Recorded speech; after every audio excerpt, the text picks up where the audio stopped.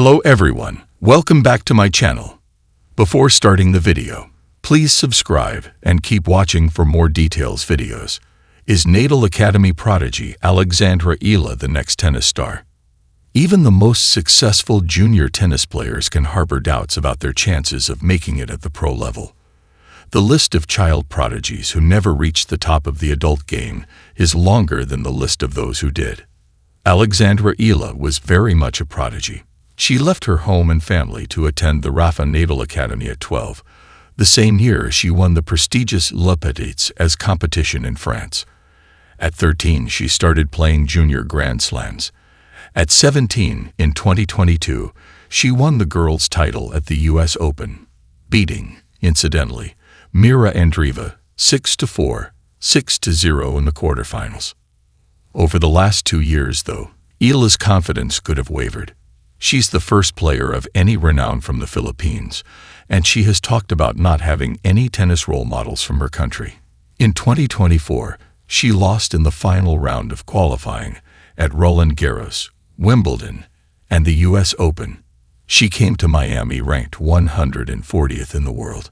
All the while, she watched Andreeva rise frictionlessly into the top 10 and become the toast of the WTA. But according to Eala, she never saw herself doing anything other than what she did on Wednesday, when she beat 5-time Grand Slam champion Iga Swiatek to make the semifinals at the Miami Open. Eala was asked by a reporter, "Is this the type of success you envisioned for yourself on the WTA level?" She didn't hesitate in her answer.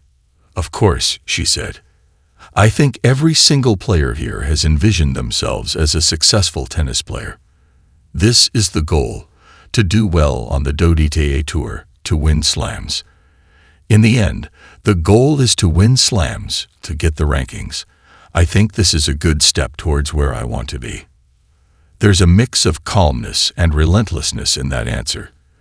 If you want to reach a goal, she seems to be saying, the only rational thing to do is to move forward, step by step, to achieve it, and not let any pointless doubts or distractions get in your way. And that's pretty much how Eala plays. There's an appealing simplicity about her game. She stands close to the baseline. She takes the ball early and on the rise. She uses uncomplicated strokes. She hits hard and flat with a healthy margin of error. She attacks second serves and tries to gain the advantage right away. Her signature weapon is her easy-breezy down-the-line forehand, which she goes for whenever she can, and which her opponents have no time to react to. All of that may sound basic, but it makes for an excitingly logical brand of tennis. "I've been loving the way I've been feeling on court," Eala told Tennis Channel after her win over Swiatek. "I'm trusting my shots, and I have a great team that tells me I can do it." The results have been stunning so far. Eala has beaten 3 slam champs and 3 of the WTA's hardest hitters, Jelena Ostapenko, Madison Keys, and Swiatek, in straight sets. She has done it in a somewhat unique way, by dismantling their service games. Eala broke Swiatek 8 times in 2 sets and won 80% of the points on Iga's second serve. Tony Nadal traveled to Miami for Eala's match. When the teenager was asked about her mindset on her return, she sounded a little like Tony's famous nephew.